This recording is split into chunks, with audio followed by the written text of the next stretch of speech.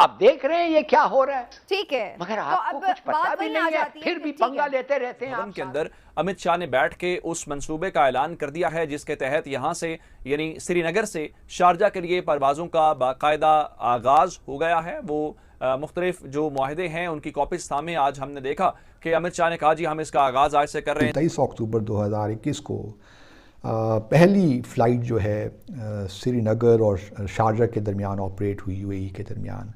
ये गो first airline है, उसकी ये पहली फ़्लाइट थी। अगले 2 सालों में श्रीनगर और जम्मू में मेट्रो भी बन जाए। मोदी गवर्नमेंट ने आर्टिकल 370 हटाया है, वो बड़ा ज़बरदस्त काम किया है, क्योंकि इससे पहले लोगों में एक किस्म की एक बेयकीनी सी सूरत हाल थी। मुझे लगता कुछ यूँ है कि हम बस सब ये जान चुके हैं कि अब हम मज़ीद कुछ कर नहीं सकते। Press the bell icon on the YouTube app and never miss another update. भवन के अंदर अमित शाह ने बैठ के उस मंसूबे का ऐलान कर दिया है जिसके तहत यहां से यानी श्रीनगर से शारजा के लिए परवाजों का बाकायदा आगाज हो गया है। वो मुख्तलिफ जो मुआहदे हैं उनकी कॉपीज सामने आज हमने देखा कि अमित शाह ने कहा जी हम इसका आगाज आज से कर रहे हैं, इसके क्या क्या फ़ायदे होंगे और किस तरह से वादी के ऊपर इसका फ़र्क पड़ेगा। अरब ममालिक जो हैं वो पाकिस्तान की प्राइस के ऊपर या कश्मीरियों की प्राइस के ऊपर या दूसरे अल्फाज में मुसलमानों की प्राइस के ऊपर अपनी ट्रेड के लिए, अपने उस बिज़नेस के लिए इंडिया के साथ जो है हर सूरत जाना चाहते हैं। पहले आपने सुना था कि दुबई ने एक इन्वेस्टमेंट की डील की है इंडिया के साथ और वो कश्मीर के मुख्तलिफ पार्ट्स के अंदर मुख्तलिफ जो प्रोजेक्ट्स हैं उनके अंदर वो अपना हिस्सा डालेंगे और काम करेंगे। लेकिन अब आज की जो खबर है, अमित शाह जहाँ पे आया, मैंने आपको पहले बताया था कि उसके दौरे के बहुत सारे मकासद हैं। एक मकसद जो है वो आज उसने राजभवन के अंदर बैठ के वो डॉक्यूमेंट्स लहराए हैं अपने ऑफिशियल्स के साथ बैठ के। बुनियादी तौर पर पाकिस्तान को दिखाने वाली बात थी और अरब ममालिक का शुक्रिया अदा करने वाली बात थी कि आज जो है जो शारजा है, सारी बात है वो हिस्सा है इन जो ये जो रियासतें हैं दुबई और सारी, तो उन्होंने आज श्रीनगर से शारजा के लिए डायरेक्ट जो फ़्लाइट्स हैं वो बहाल करने का ऐलान किया। और अमित शाह ने कहा जी आज से हम उसको समझेंगे और इसके साथ उसने कहा जी इसका मतलब ये होगा कि फर्दर इन्वेस्टमेंट यहाँ पे आएगी और जो टूरिज़्म है, टूरिज़्म के अंदर इजाफा होगा। तो उनके ख्याल में, और ये पाकिस्तान इस चीज़ को मानता है कि ये जो दुबई वाला इन्होंने एग्रीमेंट किया है ये इंडिया के लिए एक बहुत सिग्निफिकेंट है, बहुत इंपॉर्टेंट है स्ट्रेटेजिकली भी, और उसका इंटरनेशनल मैसेज भी जाएगा और पाकिस्तान के लिए जारी बात है, ये कोई अच्छी बात नहीं है।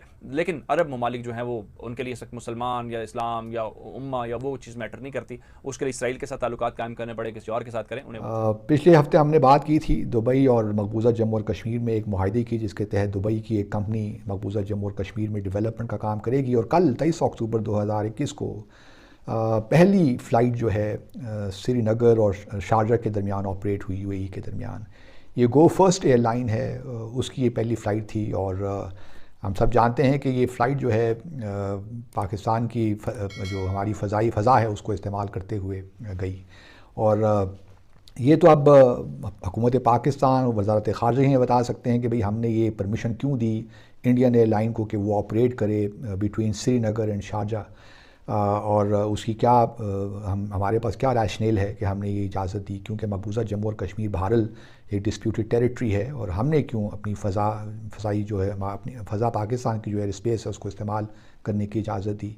जहाँ तक मेरी मालूमात हैं श्रीनगर या जम्मू से कोई इंटरनेशनल फ़्लाइट्स ऑपरेट नहीं होती, अलबत्ता हज के मौके पे स्पेशल फ़्लाइट्स ऑपरेट होती हैं श्रीनगर से। शायद ये भी जो फ़ैसला हमारी हुकूमत ने किया हो उसी तनाजुर में किया हो, लेकिन ये आहिस्ता आहिस्ता मुझे लगता कुछ यूँ है कि हम बस सब ये जान चुके हैं कि अब हम मज़ीद कुछ कर नहीं सकते जहाँ तक मकबूजा जम्मू और कश्मीर का ताल्लुक़ है।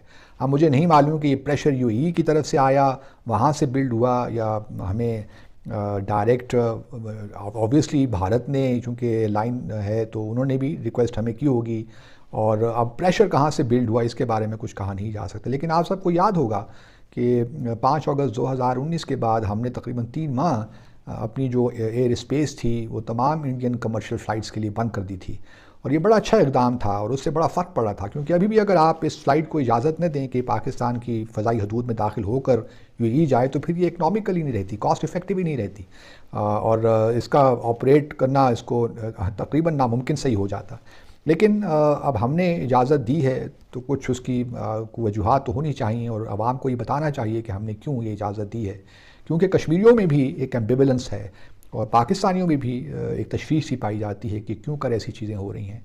दूसरी तरफ दोस्तों, आज इंडियन एक्सप्रेस में जो इंडिया का एक बड़ा अखबार है उसमें एक बड़ा अच्छा आर्टिकल, इंटरेस्टिंग आर्टिकल छपा है तलवीन सिंह साहिबा हैं, जो बड़ी मारूफ व मशहूर वहाँ की कॉलमनिस्ट हैं, और उनके आर्टिकल के मुताबिक यही था कि जी जो मोदी गवर्नमेंट ने आर्टिकल 370 हटाया है वो बड़ा ज़बरदस्त काम किया है, क्योंकि इससे पहले लोगों में एक किस्म की एक बेयकीनी सी सूरत हाल थी कि ये तनाज़ा ख़त्म होगा तो शायद एक टेम्प्रेरी सी सूरत हाल है, क्या मालूम कश्मीर पाकिस्तान का हिस्सा बन जाए या ना बने, एक ओवरऑल एक बेयकीनी की सूरत हाल थी।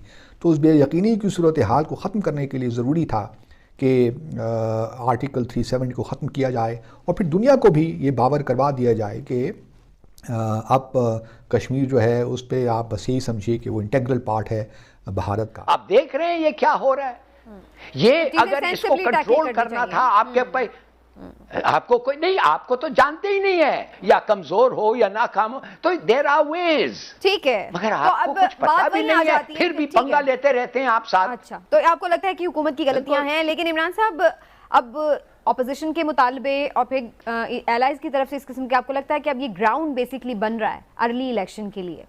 बिल्कुल ग्राउंड बन रहा है। और एक